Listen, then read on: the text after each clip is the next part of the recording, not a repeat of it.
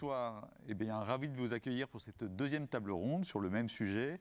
Cette fois-ci, en ouvrant le capot de l'entreprise, on va rentrer à l'intérieur de la machine entreprise et voir comment l'entreprise aujourd'hui déploie de manière cohérente, on va reprendre des mots de la première table ronde, cohérente, des stratégies RSE et les intègre au business. Grande question qui taraude les entreprises depuis une vingtaine d'années. Il y a 20 ans, on se posait la question du greenwashing. Aujourd'hui, les choses ont beaucoup évolué. On va y revenir largement lors de cette deuxième table ronde. Donc, j'ai le plaisir d'accueillir ce soir à distance le professeur David Autissier, qui est enseignant-chercheur à l'ESSEC, fondateur de plusieurs chaires, notamment autour de l'innovation managériale. J'ai le plaisir aussi d'accueillir Éric Bussolon. Bonsoir Éric, qui s'occupe de RSE chez Malakoff Humanis. Olivier Héroux, qu'on a vu déjà à la première table ronde, qui est DRH adjoint chez Engie. Et enfin Nicolas Matisse, professeur à l'école polytechnique.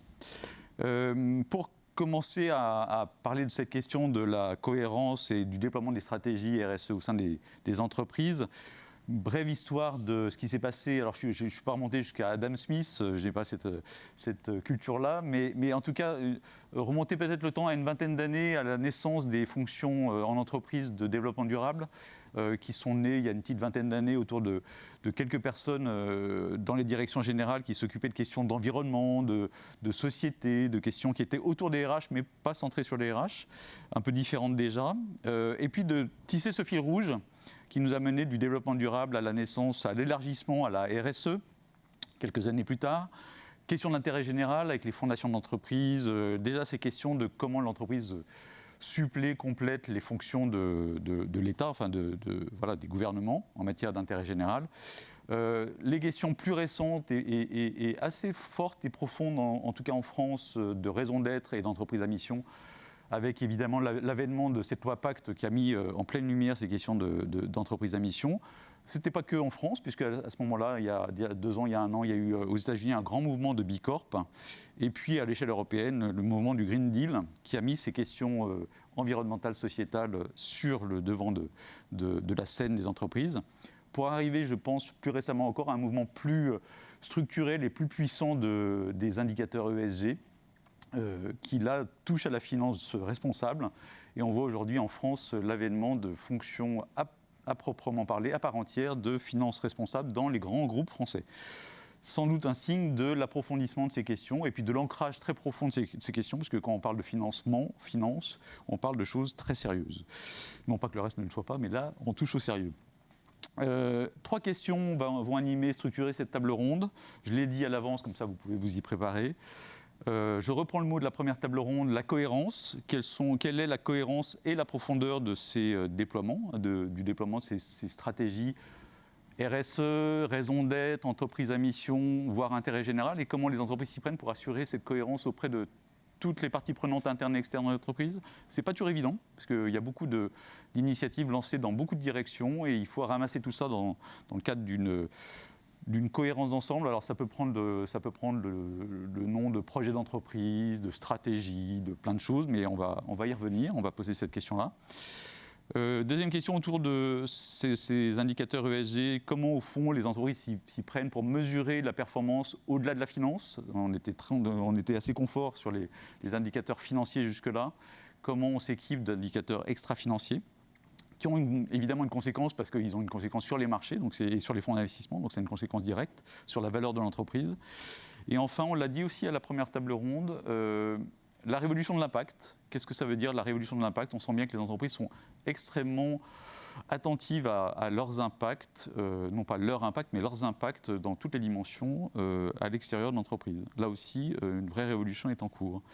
Je vais peut-être commencer par vous, Éric Bussolon, dans votre entreprise, votre organisation chez Malakoff Humanis. Comment assurez-vous cette cohérence RSE, raison d'être, intérêt général au moment des déploiements ? Des déploiements. Alors, en fait, moi, je voudrais quand même rappeler qu'en fait, tout est parti d'une conviction. C'est que chez Malakoff Humanis, notre projet d'entreprise, pour être solide, doit s'appuyer sur une raison d'être qui doit être forte et partagée. Donc, on est parti de cette hypothèse. Excusez-moi, on est parti de cette hypothèse. Et ensuite, nous avons donc lancé une grande consultation auprès de l'ensemble de nos collaborateurs sur ce sujet. Une consultation qui a remporté un vif succès avec 70% de participation et qui a permis de faire émerger un certain nombre de thématiques fortes qui ont été reprises dans notre raison d'être. En fait, cette raison d'être, aujourd'hui, elle est importante puisqu'elle permet de partager une vision à la fois de ce que l'on veut faire ensemble, et puis une vision qui dit notre vocation de créer une protection sociale à impact. Elle est l'un des moteurs de la transformation aujourd'hui du groupe. Elle est également ce sur quoi est structuré notre projet d'entreprise Engagement 2022. Et puis, quelque part, elle révèle en même temps le sens profond de notre mission, qui est en fait d'innover sans cesse au service de l'humain et en faire toujours plus pour protéger et accompagner nos clients, entreprises, salariés et retraités. Donc finalement, en racontant de manière transversale ce qui relie tous nos métiers, et puis en positionnant en même temps nos clients au centre de nos convictions, mais sans oublier notre contribution à la société, finalement, elle permet d'affirmer notre singularité. Alors cette singularité, je le rappelle souvent, il y en a une autre qui nous singularise, c'est notre modèle économique. Nous sommes un groupe de protection sociale, donc à but non lucratif, et à ce titre, nous n'avons pas d'actionnaires à rémunérer, ce qui nous permet en fait finalement de réinvestir nos bénéfices au service de nos clients au travers notamment de services, d'accompagnement social, mais également en fait pour soutenir des causes d'intérêt général que nous défendons. Donc l'accompagnement social, c'est ce qu'on appelle chez nous le dividende social, et puis les causes d'intérêt que nous défendons, c'est ce que nous appelons le dividende sociétal. Finalement, grâce à notre modèle redistributif, je voudrais donner juste un exemple, nous consacrons 160 millions d'euros par an pour accompagner les personnes en situation de fragilité autour de 4 grandes thématiques principales, que sont le cancer, le handicap, l'aide aux aidants et le bien vieillir. Cette raison d'être, finalement, nous engage peut-être encore plus lorsqu'on traverse des crises comme nous venons de le connaître. Et à ce titre, nous avons renforcé pendant cette période de crise nos engagements socio-sociétaux et nous y avons consacré en 2020 230 millions et cet effort sera poursuivi en 2021. Finalement, on porte donc au travers de cette raison d'être un engagement sociétal fort pour une société plus inclusive, sachant qu'il ne faut pas limiter à inclusif à la question des personnes aux situations de handicap. On parle bien ici de toutes les fragilités, qu'elles soient d'ailleurs d'ordre personnel ou professionnel, et tout ça impacte bien évidemment le monde de l'entreprise. Alors aujourd'hui, on mène des réflexions sont en cours quant à l'inscription finalement de cette raison d'être dans nos statuts, et également l'opportunité de devenir une société à mission. Alors sur ce dernier point, moi j'aurais tendance à ajouter qu'en tant que groupe de protection sociale à but non lucratif, et finalement alors que tous nos métiers contribuent de manière directe ou indirecte à protéger et accompagner nos clients, nous sommes par nature finalement une société à mission.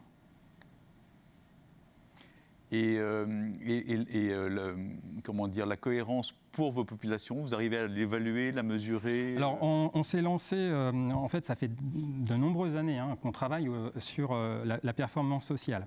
Donc finalement on s'efforce d'enrichir d'année en année ces travaux que nous menons pour décrypter les enjeux de performance sociale des entreprises et surtout de démontrer qu'il existe des liens entre cette performance et la performance économique des entreprises. Donc on mène différents travaux et nos travaux de recherche et développement ont finalement abouti à la création d'un indice de performance sociale. Alors ça, c'est parti du fait que nous avions la conviction, on en avait la conviction, mais encore fallait-il le démontrer, l'objectiver et en donner des preuves. Preuve de quoi? Preuve que notre hypothèse, selon laquelle la performance sociale constitue un levier de performance globale pour une entreprise, était justifiée. Donc, nous avons créé cet indice qui va permettre d'évaluer en fait des actions menées par les entreprises en matière de performance sociale sur 6 grandes dimensions. Et puis, on va ensuite évaluer leur traduction concrète sur le terrain au travers de différents indicateurs, que ce soit les indicateurs de taux d'absentéisme, de renouvellement des effectifs, etc. Finalement, suite à ça, nous avons mené des travaux de corrélation qui ont en fait permis d'observer un écart de 10 points en matière de performance économique entre les entreprises les mieux notées en matière de performance sociale et celles qui le sont le moins bien notées. Finalement, fort de ces résultats, on s'est lancé dans une industrialisation de cet indice, ce qui va finalement aboutir à un diagnostic qui va permettre à toutes les entreprises d'évaluer leur niveau de maturité en matière de performance sociale via 2 diagnostics. Donc un très complet, 60 questions, avec une échelle de maturité, avec 4 niveaux d'implication. Et puis comme on s'est rendu compte que les entreprises, notamment les petites et moyennes entreprises, pouvaient rencontrer quelques difficultés à répondre à ce questionnaire, on a fait un indice de performance sociale flash, donc qui est plus allégé. Il comporte 24 questions et cet indice-là, en fait, sera mis à disposition début septembre sur notre site du comptoir de la nouvelle entreprise. Et donc chacun pourra s'essayer à cette démarche d'évaluation de performance sociale et de valorisation du capital humain. Très bien. Et dernier point, je voudrais parler peut-être ici, j'ai entendu le terme de révolution de l'impact. Alors moi, je pense qu'effectivement... On y reviendra peut-être après. Ok, ça marche. Juste, alors, je vous laisse encore une toute petite minute la parole. Est-ce que vous arrivez à traduire ces démarches de déploiement RSE, raison d'être, etc., en efficacité au sens ressources humaines, c'est-à-dire en matière d'engagement, d'attractivité pour votre entreprise? Est-ce que vous évaluez ça? En tout cas, ce que nous, on a pu constater en 2020, alors qui était une année certes très particulière, mais on a pu constater qu'en termes d'engagement des collaborateurs, notre raison d'être notamment a vraiment servi de fil conducteur et ça s'est traduit en fait à la fois sur, puisqu'on a on a mesuré ce niveau d'engagement en 2020 et donc on a performé sur ce sujet-là, même s'il reste encore des axes d'amélioration, on est bien d'accord. Et ça s'est traduit aussi au niveau de notre satisfaction auprès de nos clients, où là aussi, notre niveau de satisfaction a très fortement progressé. Et là, bien évidemment, on peut toujours progresser, mais en tout cas, on a franchi un cap en 2020. Donc, des démarches efficaces. Ouais. Merci beaucoup. On va faire un détour par le monde académique. On reviendra vers Polytechnique ensuite, mais on va passer par l'ESSEC. Si David Autissier m'entend. Cher David. Oui, je suis là. Est-ce que vous me voyez ? On ne te voit pas, mais on t'entend. Parce que là, on ne vous voit plus. Tout à l'heure, on avait l'image, mais là, on ne l'a plus. C'est parfait, comme ça, on te voit et on t'entend. Cher David, tout est parfait. Même question, j'allais dire même punition, mais même question. Comment, dans ton regard de théoricien, mais aussi de praticien sur les grandes entreprises françaises, comment se passe cette cohérence entre les différentes démarches lancées, puisque ça foisonne aujourd'hui entre RSE, raison d'être, entreprise à mission, intérêt général, actions diverses et variées, fondation d'entreprise. Comment les entreprises gèrent cette cohérence? Bien. Alors, je vais essayer de répondre à cela avec effectivement. Alors, dans le cadre des 2 chaires de l'ESSEC que j'ai la chance de diriger avec Jean-Marie Peretti, donc chaire ESSEC du changement et chaire innovation managériale et excellence opérationnelle, on a, il y a à peu près 1 an et demi, juste avant le Covid, réalisé un ouvrage entreprise à mission et raison d'être, avec un certain nombre donc il y avait une réflexion, dirais-je, sur cela, et surtout avec des cas d'entreprise sur le comment. Donc c'est pour ça que je vais revenir sur la notion de cohérence, et on s'est appuyé donc sur un certain nombre d'organisations. 2 remarques par rapport à ça, par rapport à cette notion de cohérence et en lien avec cet ouvrage et ses travaux. Charles-Henri a parlé tout à l'heure. Alors je vais lui dire quand même que les business schools ont un peu travaillé sur le sujet. C'était pas une provocation académique, mais on se connaît bien avec Charles-Henri.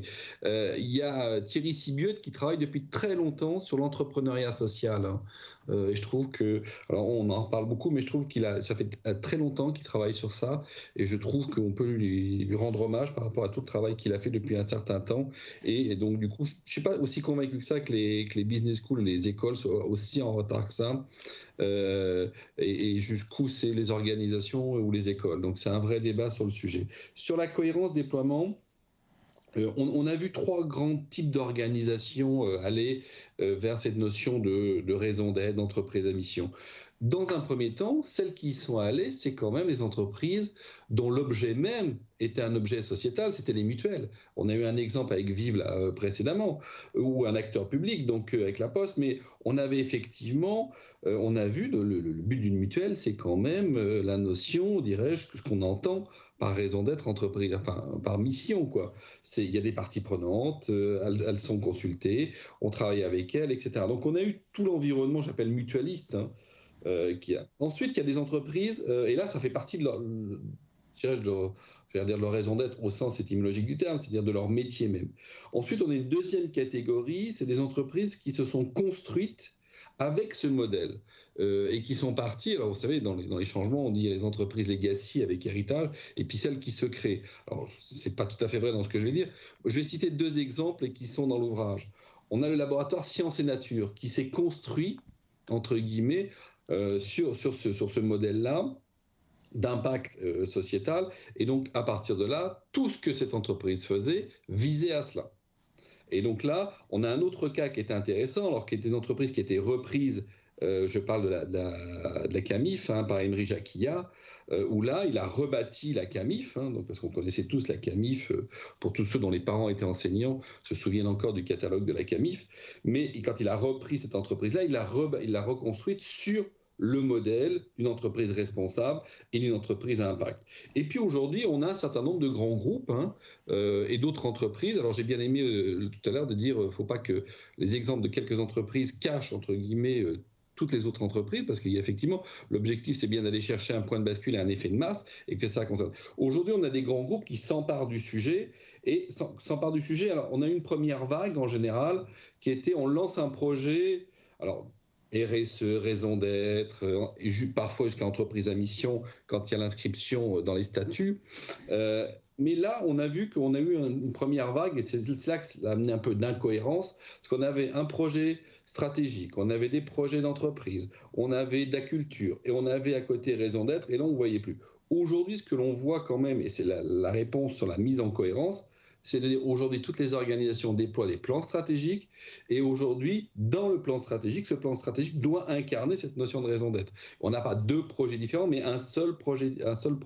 Et à mon avis, l'enjeu, il est de dire finalement, il n'y a pas d'un côté la raison d'être et le reste, la vie classique de l'entreprise, mais c'est fondu dans la stratégie, c'est fondu dans le pilotage, c'est fondu dans le management et ça me fait penser un peu, alors je sais que ça va peut-être faire sourire certains, à la notion de qualité. Il y a une vingtaine d'années, tout le monde disait qu'il faut des projets qualité. Aujourd'hui, ça fait partie des stratégies, ça fait partie des outils, ça fait partie des organisations, ça fait partie des comportements. Donc je pense qu'il faut qu'on arrive, entre guillemets, à insuffler ces notions-là dans les éléments quotidiens de l'organisation, de la stratégie, des organisations, du management, des outils. Voilà la réponse que je donnerai à la notion de cohérence. Merci, cher David. On va repasser dans le monde de l'entreprise. Cher Olivier, dans ton expérience de praticien de la RH d'un grand groupe coté, donc qui est forcément à l'origine de beaucoup de démarches lancées dans ces domaines-là, comment on assure la cohérence de toutes ces actions ? Alors,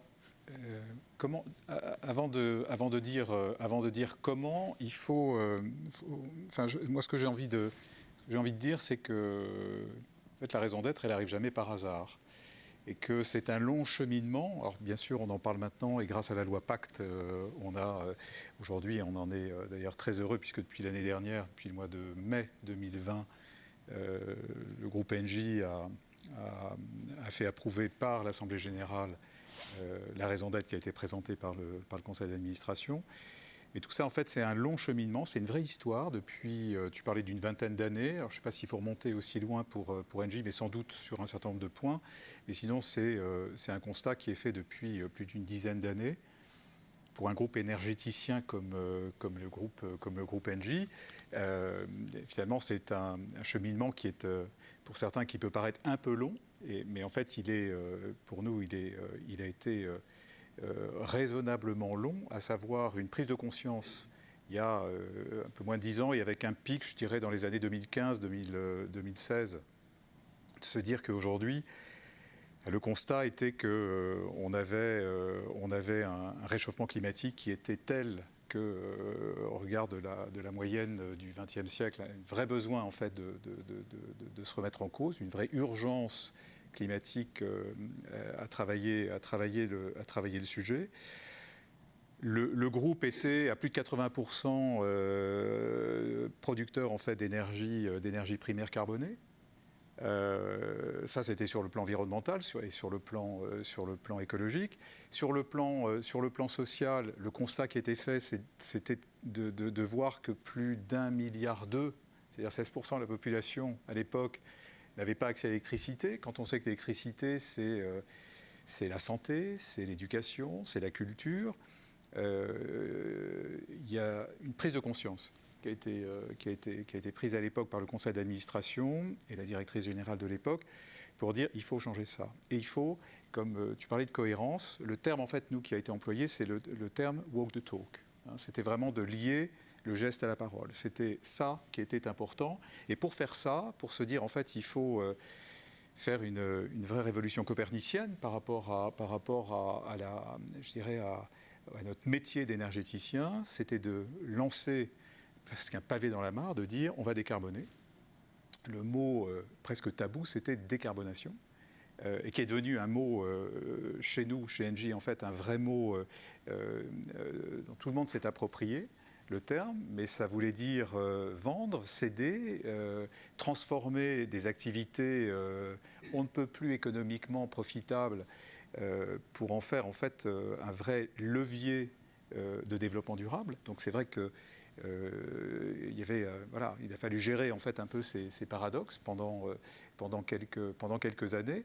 Mais la cohérence est venue, et c'est là où en fait c'était important, elle est venue dans le principe de dire on a dit qu'on allait faire et donc on va faire. Et ça, c'est vrai que ça a été, je pense que certains pouvaient être sceptiques il y a 5-6 ans, et le constat que l'on fait aujourd'hui, c'est que on est allé et on a fait cette décarbonation, puisque aujourd'hui, on n'est pas complètement encore au bout, mais on en prend très sensiblement le chemin, puisque on était sur, je vais prendre quelques chiffres, alors je ne sais pas si ça va parler à tout le monde, mais quelques chiffres en fait qui sont importants, c'est une émission de gaz à effet de serre de l'ordre de 150 millions de tonnes en fait il y a 5-6 ans.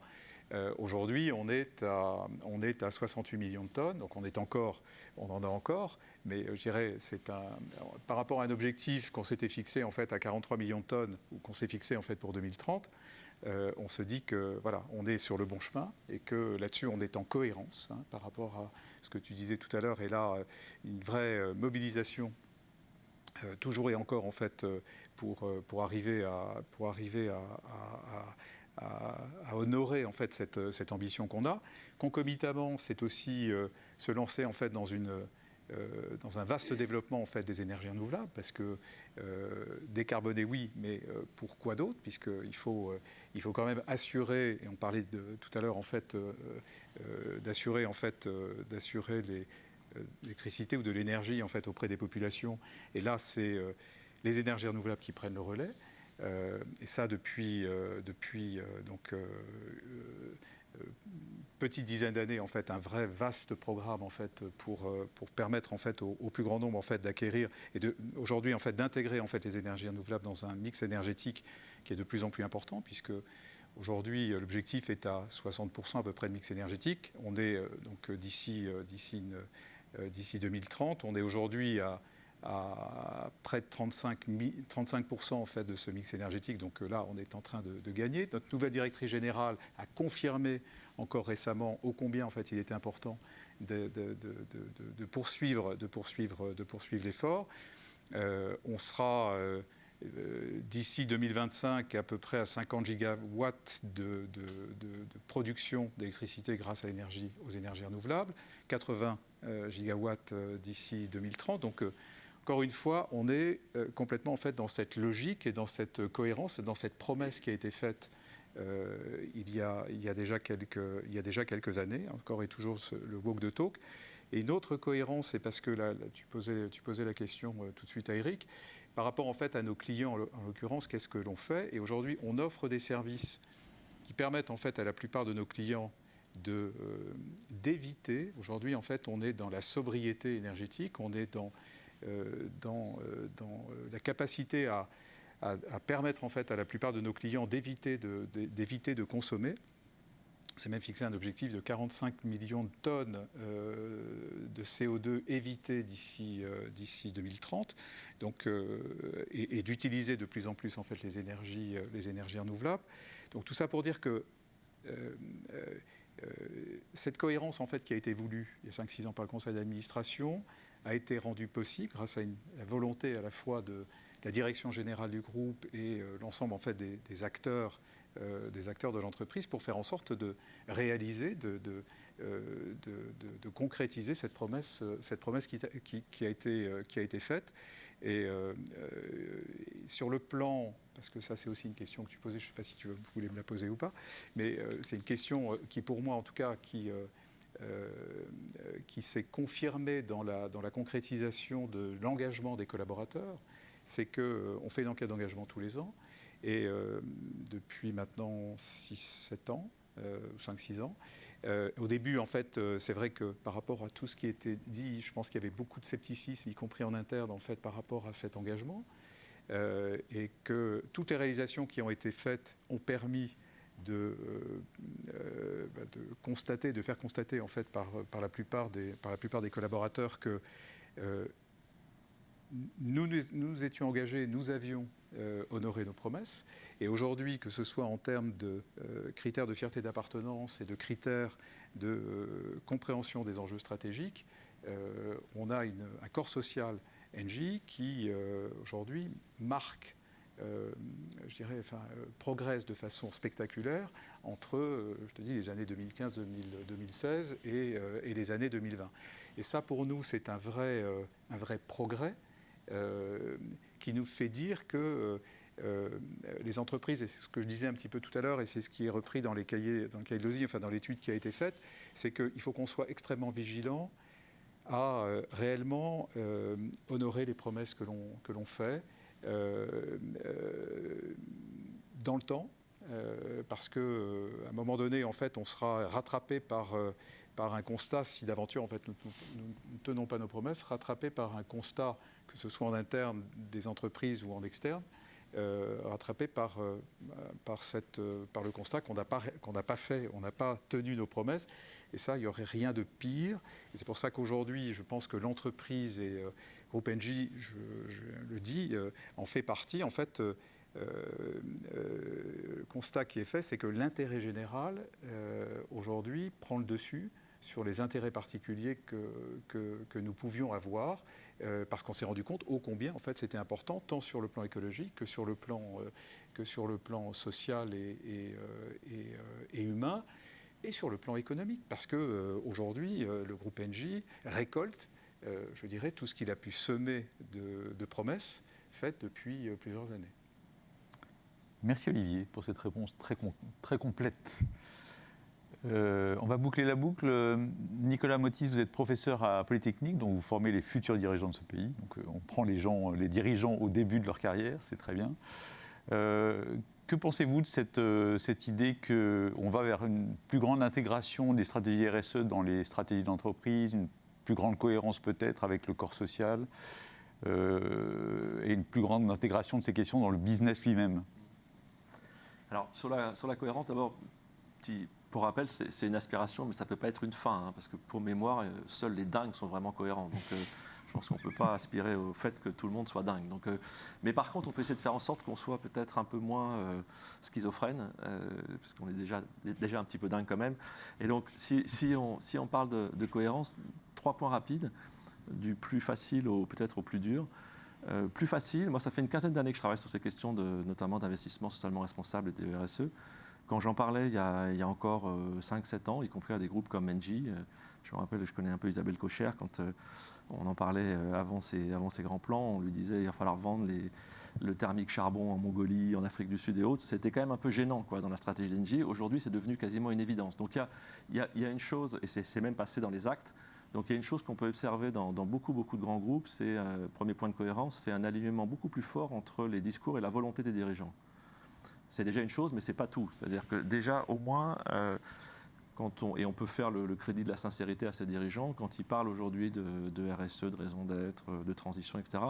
Moi, je trouve que dans l'ensemble, ils sont globalement assez sincères et ils ont envie de faire des choses. La volonté est là. Ce n'était pas forcément le cas il y a quelques années. Il y avait beaucoup de discours, pas mal de greenwashing. Du coup, ça a créé un petit peu de scepticisme par rapport à la notion de RSE. Aujourd'hui, je pense que c'est beaucoup moins le cas. Il y a une vraie volonté de faire bouger les choses. Deuxième point de cohérence, celui-là, je pense qu'il est en train d'être traité, mais il prendra, à mon avis, encore des années, c'est la cohérence entre les politiques fonctionnelles de l'entreprise. Souvent, historiquement, quand on regarde qui traitait les questions de développement durable, de RSE, c'était soit, alors ça dépendait de la gouvernance des entreprises, mais soit au niveau du dirigeant et avec une main de fer sur quelques thématiques liées à l'histoire personnelle du dirigeant, à ses convictions politiques, religieuses et autres, soit dans les grandes structures, des directions type direction de la RSE, qui étaient souvent, historiquement, assez déconnectées du cœur de l'activité, business pour des groupes à but lucratif ou métiers, assurance ou autres pour des entreprises du secteur mutualiste et autres. Donc il y a eu un développement assez fort de ces fonctions-là, ce qui est déjà un bon signal dans le temps. Les moyens alloués à ces fonctions ont beaucoup progressé, les niveaux d'expertise ont beaucoup évolué. Mais aujourd'hui, du coup, ça pose une vraie question, je trouve, assez sensible d'alignement des enjeux RSE qui sont portés, dans certains cas, par une fonction et de ce qui se passe dans les autres fonctions de l'entreprise. On parle beaucoup d'RH ce soir, mais il y a aussi les fonctions achat, les fonctions de production, les fonctions de stratégie, marketing, conception d'offres, R&D. Et objectivement, quand je regarde ce qui se passe dans pas mal de groupes, l'alignement entre les enjeux RSE portés par ces fonctions RSE quand elles existent et ce qui se passe dans les autres métiers, il est encore largement à faire. Il progresse, mais il est encore largement à faire. Donc ça, c'est un vrai sujet de cohérence qui pose un tas de questions très opérationnelles, très concrètes aux dirigeants.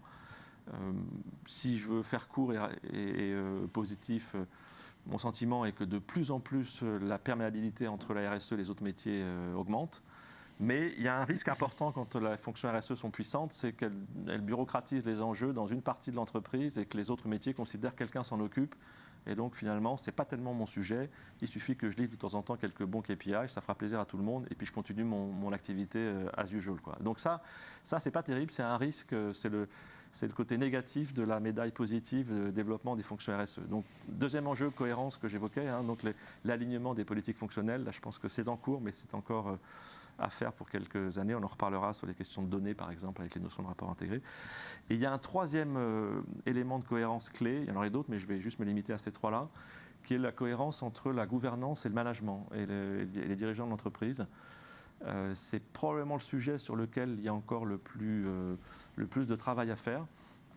Alors, contrairement à ce qu'on entend régulièrement, moi, je ne pense pas que les marchés financiers ou que les acteurs financiers soient structurellement opposés aux enjeux de transition ou à la performance sociale. On a entendu, par exemple, sur le cas d'Danone, beaucoup de bêtises, je trouve. On a imputé le départ d'Emmanuel Faber à quelques fonds activistes. Je pense que s'il n'y avait eu que les fonds activistes, il ne serait jamais parti.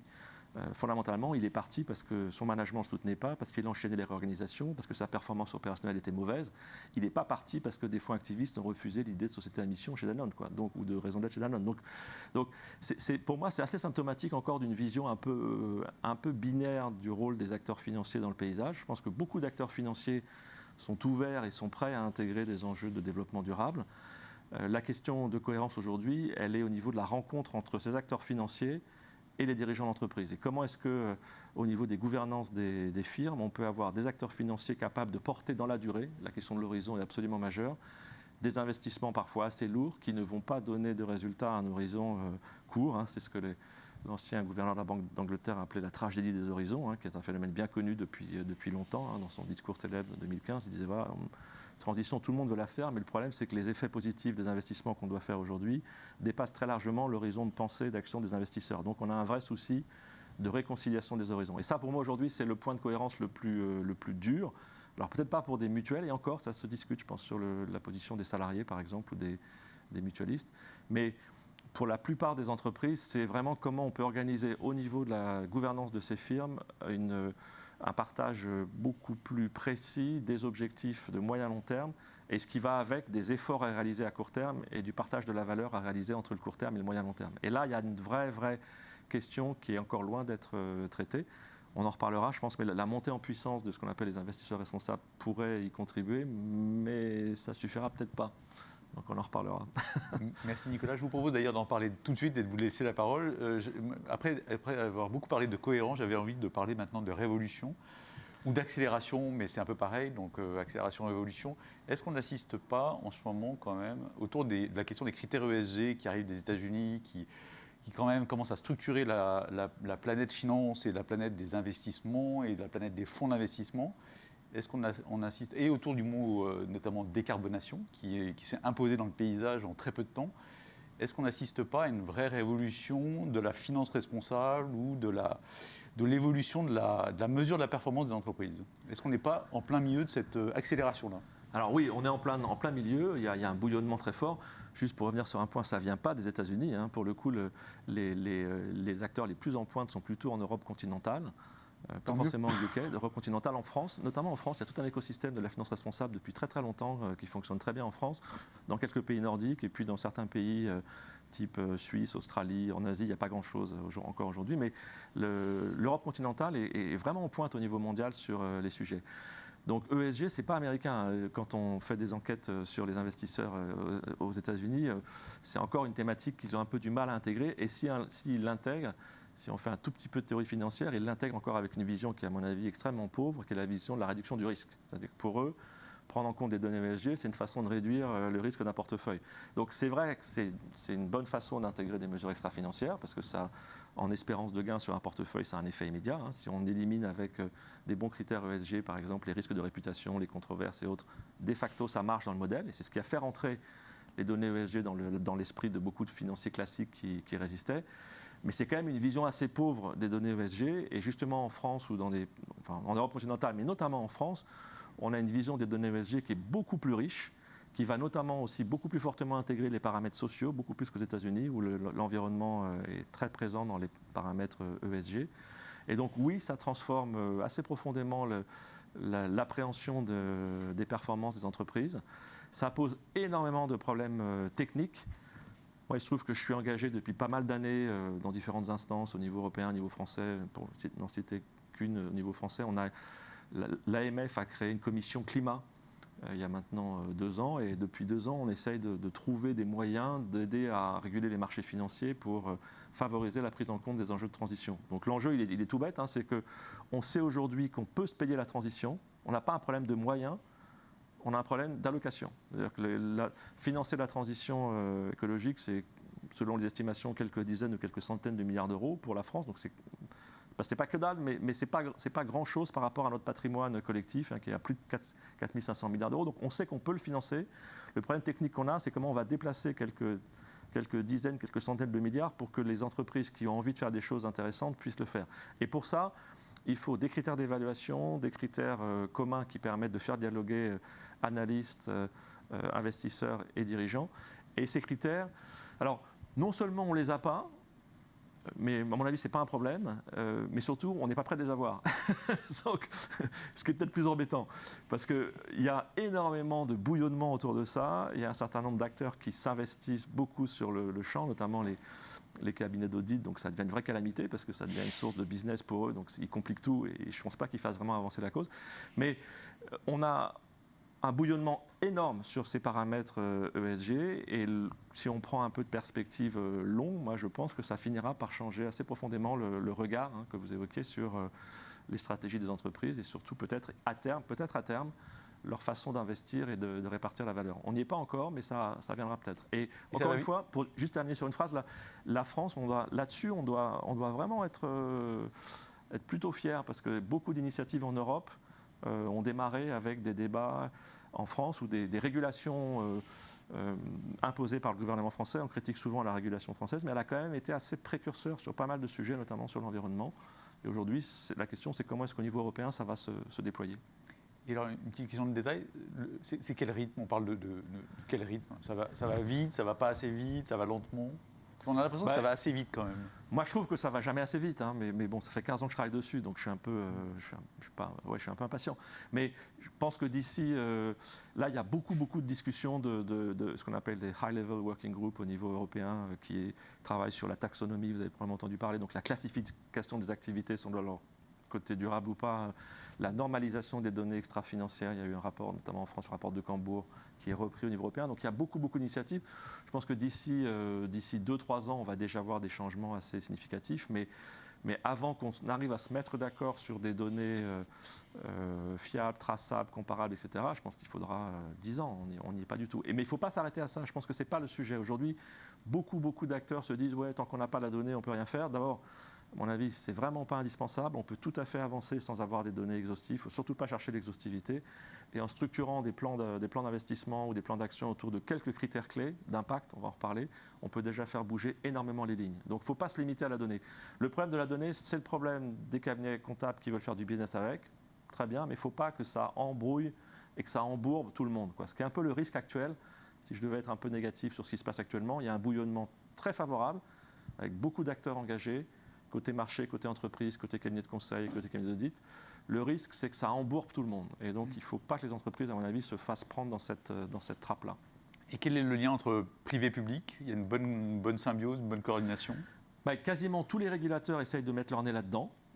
Pour faire rapide, la plupart des régulateurs sont complètement à la masse, quoi. Ils ont du mal. Mais c'est normal, hein, parce que techniquement, dès qu'on regarde sur certains sujets, là on parlait de décarbonation, ça fait quand même quelques années qu'on parle d'évaluation des scopes du carbone sur les différents périmètres, hein, au cœur de l'entreprise, dans la chaîne de valeur et au-delà avec par exemple des produits. Aujourd'hui, on arrive quand même à peu près à mesurer les impacts carbone ou gaz à effet de serre, parce qu'il n'y a pas que le carbone justement, mais gaz à effet de serre de certaines filières. Mais le carbone, c'est une variable parmi beaucoup d'autres. Par exemple, un des gros sujets aujourd'hui, c'est la biodiversité, qui est à mon avis un sujet aussi important que le carbone pour beaucoup de secteurs économiques.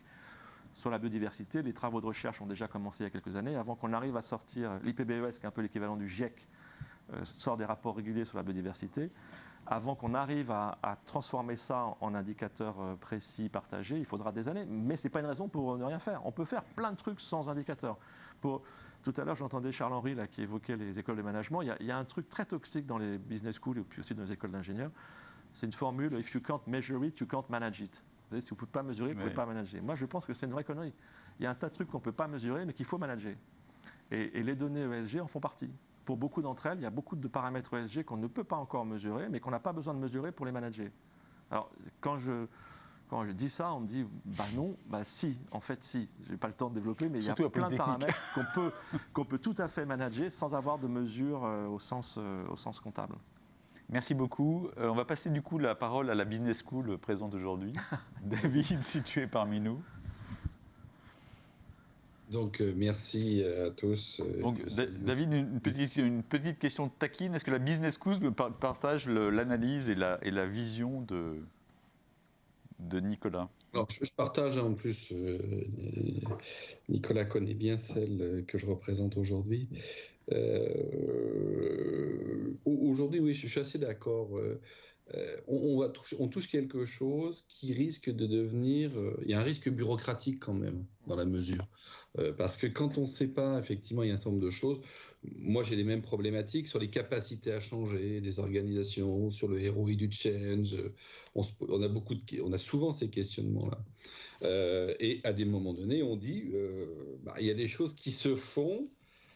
On va les appréhender sur d'autres variables, parce qu'on est sur ce qu'on appelle des relations multicausales en recherche, et à des moments donnés, on fait quelque chose et on va observer sur d'autres éléments. Alors effectivement, il y a des éléments, là, ce qui était mentionné sur la biodiversité, sur un certain nombre de variables écologiques, environnementales, etc., et de se dire, nous contribuons, entre guillemets, nous essayons de faire des choses pour contribuer à. Donc déjà, si on a déjà cette intensité, etc., si on a déjà le projet, il y avait la cohérence et le projet tout à l'heure. Donc s'il y a déjà le projet, si ce projet est décliné dans des actions, déjà il y a quand même un mouvement qui s'opère. Hein. En management, on parle d'organizational development, hein, la dynamique organisationnelle, je vais l'appeler comme ça. Et effectivement, la mesure, Nicolas Motis posait la question de la mesure, jusqu'où la mesure est pertinente dans une logique gestionnaire. Alors je sais que ça peut paraître paradoxal, mais il faut aussi tenir compte du coût de la mesure. Donc déjà de la faisabilité et du coût de la mesure. Et aujourd'hui, il ne faudrait pas qu'on traite la problématique qui est au cœur aujourd'hui du rôle de l'entreprise avec une vision bureaucratique. Et là, ça va devenir... Et c'est parfois un peu, des fois, quand il y a un certain nombre d'éléments sur des certifications, sur des indicateurs, tout ça, on confond un tout petit peu la mesure et l'objectif de la mesure. Et là, ça peut être problématique. Donc, je serais pour effectivement... Alors après, vous allez me dire, mais comment fait-on ? Comment fait-on ? C'est... Je crois que les actions... Il y a un point que je n'ai pas mentionné tout à l'heure. Je pense que toute cette logique de raison d'être, de responsabilité des organisations avec les parties prenantes et leur impact sur la société, ça passe essentiellement par les produits de l'entreprise. J'ai bien aimé l'intervention d'Engie précédemment, de dire à un moment donné, il y a eu un risque qui a été pris. Alors il a été énormément commenté, hein, le risque, la stratégie d'Engie. Mais de dire à un moment donné, on décide que nos produits vont être comme ça. Et ces produits-là, c'était le non carboné parce qu'effectivement, c'était dit. Aujourd'hui, je pense que l'enjeu pour les organisations, plus que de la mesure, c'est nos stratégies responsables incarnées dans nos produits. Et ça, je pense que on aura des impacts sur la société, sur un certain nombre de variables dans la société. Mais je pense que c'est plus le projet, dirais-je, de l'organisation qui est à évaluer. Après, jusqu'où on aura des modèles, dirais-je, de mesure, c'est toujours un peu compliqué. Mais je souscris effectivement à ce qui a été dit. Et là, je dirais, évaluons plus le projet que des indicateurs avec un risque bureaucratique. Nicolas veut... Oui, je voudrais abonder en ce sens et puis illustrer la différence entre l'Europe et les États-Unis. Oui. Par exemple, en Europe, on a une vision fondamentale qui est la vision, alors côté marché financier, qu'on appelle la double matérialité. C'est un truc un peu technocratique, mais c'est super important. L'idée, c'est quoi ? C'est-à-dire, quand on regarde les enjeux RSE, les enjeux de développement durable au niveau d'une entreprise, on va regarder deux choses. On va regarder l'impact de la transition, par exemple, sur ce qui se passe dans l'entreprise. Ça, c'est une vision que tous les marchés financiers partagent, en Europe, aux États-Unis, en Asie. Mais en Europe, on va faire un autre truc. On va regarder l'impact que l'entreprise a sur son environnement. C'est la double matérialité. On regarde dans les deux sens. Et là, pour le coup, on n'est pas en ligne avec les Américains, par exemple. Les Américains considèrent que ce n'est pas le rôle de l'entreprise d'aller voir quel est l'effet qu'elle peut avoir sur la société. C'est le rôle du régulateur, de l'État, éventuellement de la société. Donc ça, c'est hyper structurant en termes de production de données extra-financières. C'est-à-dire, qu'est-ce qu'on cherche à observer au-delà de la mesure elle-même ? Est-ce qu'on cherche à observer ce qui se passe dans l'entreprise par rapport au réchauffement climatique, par exemple, par rapport à des effets de migration internationale, par rapport à des effets de pénurie de main-d'œuvre, par rapport à toute une série d'effets macroéconomiques qui touchent l'entreprise, la simple matérialité ? Ou est-ce qu'on se dit l'entreprise, elle est responsable aussi de ce qu'elle peut produire en positif et en négatif sur l'environnement. Et du coup, les données extra-financières, elles ne sont pas uniquement liées à l'entreprise, elles sont liées à ce qui se passe dans l'environnement de l'entreprise. Et ça change complètement les règles du jeu sur le type de données qu'on peut être amené à observer. Et ça complexifie énormément les données. Donc aujourd'hui, par exemple, ce débat, c'est un débat technique sur la donnée, mais c'est d'abord un débat philosophique sur quel est le rôle de l'entreprise dans la société et à quelle borne, à quelle frontière on doit regarder ce rôle de l'entreprise. Et moi, je suis européen, je suis français, et je pense que l'entreprise, on doit la regarder sous les deux angles. Mais ce n'est pas du tout un point de vue unanime au niveau international. L'Europe, là-dessus, doit défendre des positions extrêmement fortes. Et ça a plein de conséquences pratiques, mais avant même les conséquences pratiques, c'est un choix fondamental de société qu'on doit réussir à faire. Très clair. Merci beaucoup de ce complément. Cher Olivier, j'ai bien conscience que pour un homme de RH, te faire parler de finances responsables ou de performance non financière est un peu une plaque de verglas, mais quand même, Engie, groupe coté, groupe dans le marché, est-ce qu'on peut parler d'une révolution en marche de cet aspect ESG au sens large et puis performance non financière ? Oui, et je peux me lancer même en étant sans être Bambi sur la glace. Oui, et j'ai bien aimé ce que disait Nicolas tout à l'heure sur le fait que l'ESG, et je partageais, quand tu disais les Américains, c'est marrant, au fond de moi, je me disais, mais non, puisque nous, on connaît en fait cette dynamique, et en l'occurrence dans le groupe Engie, depuis au moins 2014, puisque le rapport intégré intègre, c'est le cas de le dire, en fait, à la fois des indicateurs financiers et aussi extra-financiers depuis cette époque-là. Donc ça fait maintenant 7-8 ans qu'on a lancé ces indicateurs, ce qui prouve bien la volonté à la fois d'exposer ou d'exprimer, je dirais, notre ambition, tant en interne qu'en externe. Moi, je rejoins également tout ce qu'a dit Nicolas sur l'acteur qu'est l'entreprise, à la fois sur, bien sûr, son corps social, mais aussi sur tout son écosystème avec lequel il interagit. Alors, nous, ONG, en fait, on a des clients. Il faut absolument que, finalement, l'entreprise ressemble aussi aux clients avec lesquels il opère. C'est extrêmement important. Et c'est vrai que sur les indicateurs, je disais, en fait, on a des indicateurs extra-financiers chez Engie et on les suit.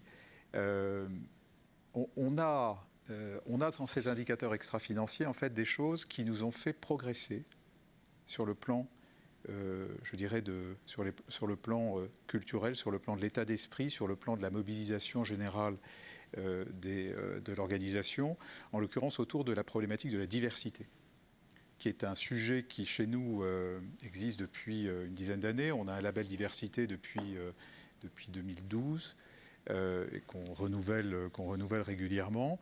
Alors, sous toutes ces formes, mais deux formes en particulier qui pour nous, ont été un formidable, à la fois déclencheur et mobilisateur d'énergie et d'initiatives, en fait, d'initiatives qui ont été prises ou qui sont toujours prises, tant sur les problématiques de mixité, égalité professionnelle, et puis également sur les jeunes, l'insertion ou les problématiques d'alternance. Si je prends le sujet de la mixité, ça m'amènera à un commentaire, en fait, qui m'a bien plu aussi de Nicolas. C'est vrai que sur la mixité, en fait, aujourd'hui, on s'est fixé un objectif, en fait, d'avoir 50% de femmes d'ici 2030. Je rejoins l'idée de dire, en fait, est-ce que finalement, est-ce que tout est quantifiable? Est-ce qu'il faut je pense que oui. En fait, je pense que la réflexion, bon, c'est pas celle encore qu'on a eu chez Engie. En fait, quand on dit on tend vers 50% de femmes managers, c'est plus en fait une ambition, en fait, de vouloir mobiliser le corps social, même toutes les parties prenantes avec nous, en fait, pour féminiser au maximum, en fait, notre organisation. Et je pense qu'on tend vers ça, même si aujourd'hui on n'est qu'à 24-25%. Voilà, ça crée en fait une ébullition qui doit nous permettre de tendre vers ça. Mais un autre indicateur, en fait, que j'aime bien, c'est celui de l'index d'égalité professionnelle, alors qui a été rendu en plus facilement aujourd'hui connu grâce à l'index Pénicaud en France, puisque cet index Pénicaud, je dirais, toutes les entreprises aujourd'hui de plus de 250 sont concernées, 250 salariés sont concernés. Ce que j'aime bien, en fait, et ça rejoint, ou en tout cas pour moi, ça pourrait rejoindre, en fait, le commentaire de Nicolas, c'est que plutôt que d'avoir uniquement des indicateurs de performance, parce que finalement l'entreprise, en fait, est toujours, en fait, en train de travailler, en fait, sur les indicateurs de performance. Il faut toujours plus. En fait, si on avait, et l'index, en fait, c'est un seuil en deçà duquel, effectivement, on n'est pas bon, mais au-delà duquel, on peut considérer qu'effectivement, on est dans une, je dirais, on atteint un objectif satisfaisant. Et je pense qu'on pourrait très bien raisonner pour beaucoup des indicateurs ESG de la même manière. Alors, ce qui est compliqué, c'est quand même de les mesurer ou d'apprécier le niveau de seuil qu'il faudrait, mais je pense que ça pourrait être intéressant de tendre vers ça, parce que je me rends compte effectivement que tous les indicateurs dits de performance que l'on met en place sont très souvent des indicateurs avec lesquels il y a tellement d'énergie qui est dépensée, en fait, pour les réaliser, que ça se fait au détriment de beaucoup d'autres. Et je pense que là-dessus, c'est un peu dommage, et qu'on aurait intérêt, en fait, à éviter ça, et que si on était, je dirais, dans des objectifs, en fait, de seuil en deçà duquel on considère qu'effectivement là on n'est pas bon, mais qu'au-delà desquels on peut considérer qu'on a satisfait, ou qu'on est en fait sur un chemin satisfaisant, je me dis on devrait arriver à étendre nos indicateurs ou notre performance plus largement que celle que l'on peut avoir aujourd'hui. Et juste pour terminer par rapport à ça, dans les indicateurs extra-financiers, donc bien sûr on a des indicateurs RH, on est volontairement limité parce qu'on est encore une fois dans ces indicateurs de performance et qu'on sait bien que quand on est sur un objectif de 50% de femmes managers ou même ou X%, on est à plus de 25% en fait de femmes dans le groupe, étant donné que c'est un indicateur de performance, forcément, on a l'impression que si nous n'atteignons pas en fait ce chiffre, on va être sanctionné, ce qui sera sans doute, qui est sans doute le cas puisqu'on le présente comme ça. Si on le présentait comme étant un seuil minimum, donc si on était plus raisonnable, je pense que là-dessus, en fait, on pourrait encore une fois mobiliser davantage le corps social autour d'autres indicateurs dont on aurait besoin pour pouvoir progresser. Merci Olivier. Cher Eric, je sais que c'est une question qui vous est chère chez Malakoff. Est-ce que vous pouvez nous dire quelles sont les tendances en cours chez vous en matière de mesure de la performance extra-financière ? Eh bien, en fait, je vais rebondir peut-être aussi sur ce que disait Olivier. En fait, la labellisation, en fait, c'est finalement c'est une méthode d'évaluation d'impact parmi d'autres. Nous, on suit aussi énormément d'indicateurs extra-financiers, peut-être trop, très probablement trop. Et donc, on va très probablement s'efforcer de venir réinterroger un certain nombre de fondamentaux chez nous, parce qu'effectivement, en suivre trop, on peut s'y perdre. Ça, c'est par rapport à ce que disait Nicolas. Pour autant, effectivement, il y a des indicateurs qu'on va continuer à suivre et qui nous challengent. Aujourd'hui, nous, on a obtenu le label Alliance, qui est en fait un label qui couvre à la fois le label égalité et le label diversité. Donc on est à ce jour le premier et le seul GPS à l'avoir obtenu. Donc ça, c'est tout à fait positif et ça nous challenge. Deuxième élément qui vient nous challenger, c'est ce que alors Nicolas pourrait en parler mieux que moi, mais aujourd'hui la taxonomie vient, je pense, je pense que c'est j'ai presque envie de parler là aussi. Je pense que c'est une révolution qui est en train de se passer. Et là, au niveau de nos investissements, effectivement, ça vient plus que nous challenger. Et là, on entame aussi toute une démarche. On va repasser tout ça au crible. Et l'Europe, pour le coup, puisqu'on parle de la taxonomie, mais il n'y a pas que ça. Il y a beaucoup de choses qui arrivent. Ça foisonne vraiment sur ces sujets-là. Et là, ça va venir aussi également nous challenger, nous remettre en question de manière très forte. Je parlais tout à l'heure peut-être de réinterroger nos fondamentaux. Alors là, effectivement, je vous ai parlé tout à l'heure de notre vision de la protection sociale à impact. Alors c'est celle-ci qu'en fait, on a lancé une démarche pour finalement réinterroger notre valeur ajoutée dans le système, qui est un système très mouvant aujourd'hui, ultra réglementé, ultra concurrentiel. Le système de santé est confronté à des défis majeurs aux conséquences pour les entreprises, des enjeux de performance sociale, on en a beaucoup parlé tout à l'heure, des attentes sociétales de plus en plus fortes, des engagements des entreprises pour un impact positif sur la société. Bon, bref, tout ça nous amène à faire cet exercice de réinterrogation de nos fondamentaux. Et aujourd'hui, on en a déjà fait un petit pas puisqu'on a identifié 10 engagements prioritaires dont on souhaite mesurer les impacts. Alors, on retombe sur une question de mesure. Donc pour le coup, on est rentré dans une démarche d'innovation sur cette question de mesure autour du développement d'un outil d'évaluation et de mesure d'impact autour de 5 services. Donc on prend un petit champ pour expérimenter ça. C'est un outil avec une méthodologie qui sera basée sur la recherche des bénéfices cachés. Alors je ne peux pas trop en dire parce qu'on n'en est qu'au début. Et avec une volonté d'évaluer les retombées, mais de 2 points de vue. Bien évidemment, celui de notre groupe, mais celui aussi des clients de Malakoff Humanis bénéficiaires. Alors, de manière très humble, ce que cette dynamique, en tout cas, montre, c'est qu'on a une volonté d'innover, de progresser plus sur des outils de mesure, objectifs, de résultats, d'impact positif de nos services et de nos engagements sociaux et sociétaux. Mais Voilà, moi je pense qu'aujourd'hui, ce n'est pas une simple dynamique, je pense que c'est une révolution qui est en marche et qu'elle n'est pas près de s'arrêter.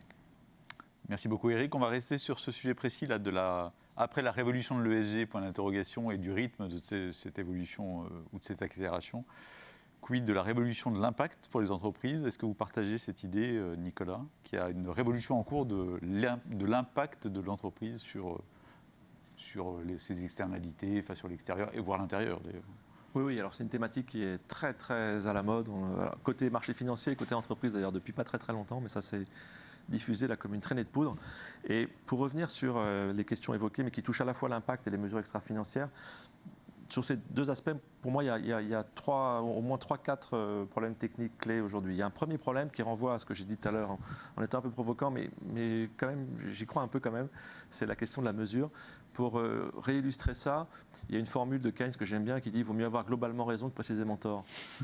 Et il y a beaucoup de KPI sur lesquels on a assez précisément tort, c'est-à-dire qu'on a des mesures précises mais qui n'ont aucun intérêt, on s'en fout complètement, quoi. Donc moi je suis président d'un jury, des prix de la gouvernance responsable. Tous les ans je vois arriver les rapports intégrés des grands groupes et on voit assez vite, en termes de qualité de mesure, on voit assez vite quels sont les indicateurs qui sont en fait assez accessoires mais précis, bien propres, tracés, audités, et ceux qui sont réellement connectés à la stratégie de l'entreprise et au cœur du business. Pour moi, la première qualité, c'est ça.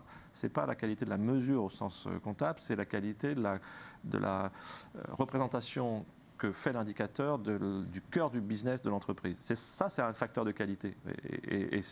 On peut avoir un indicateur qui est tout à fait au cœur du business, mais qui n'est pas ultra précis et ultra fiable en termes de chiffres, par exemple. Mais s'il est au cœur du business, pour le coup, on peut imaginer qu'il aura un vrai impact sur le business. Ça, c'est le premier point.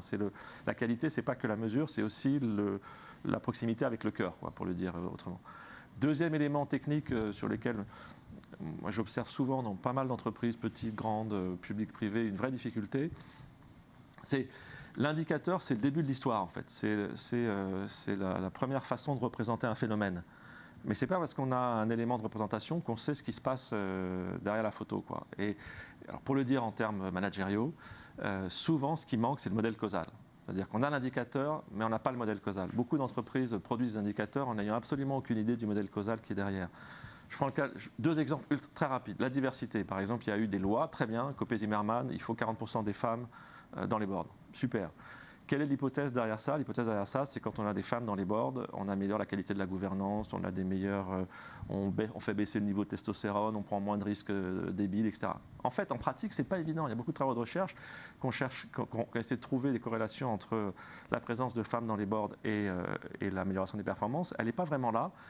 Le facteur majeur d'explication de l'amélioration des performances du fait de l'arrivée des femmes dans les boards, ce n'est pas le fait d'être homme ou femme, c'est la diversité cognitive qu'a introduit la loi Copé-Zimmermann. C'est-à-dire qu'en obligeant les boards à se féminiser, on a fait rentrer dans les boards des profils de formation, d'histoire personnelle, nationale, internationale, qui étaient très différents et qu'on n'avait pas avant dans les boards. Ça, c'est une bonne illustration de l'écart entre le critère diversité et le modèle causal qui explique la performance réelle du board. Et des exemples comme ça, on pourrait, pas le temps, mais on pourrait en trouver des tonnes. Par exemple, le turnover, critère RH bien connu, le turnover de la force de travail. On dit souvent le turnover, alors dans beaucoup de secteurs, je laisse de côté le conseil et l'audit, beaucoup de secteurs, le turnover, ce n'est pas une bonne chose. Donc il y a eu des recherches, je la cite souvent, elle est très rapide, mais elle est super. Dans la restauration rapide américaine, on s'est dit, il y a peut-être une corrélation entre le niveau de turnover et la performance financière. On se dit, s'il y a beaucoup de turnover dans les restaurants, les chaînes, etc., la performance financière devrait être pas terrible. Non, ça ne marche pas. Pas de corrélation. Regardez les points, il y a des nuages partout. Donc les chercheurs qui ont regardé ça, se sont dit on va creuser un peu plus. Peut-être que c'est le turnover des directeurs de restaurants qui explique la performance financière. Nuage de points dans tous les sens, pas de corrélation. Alors là, ça commence à être troublant. On se dit c'est bizarre dans ce métier.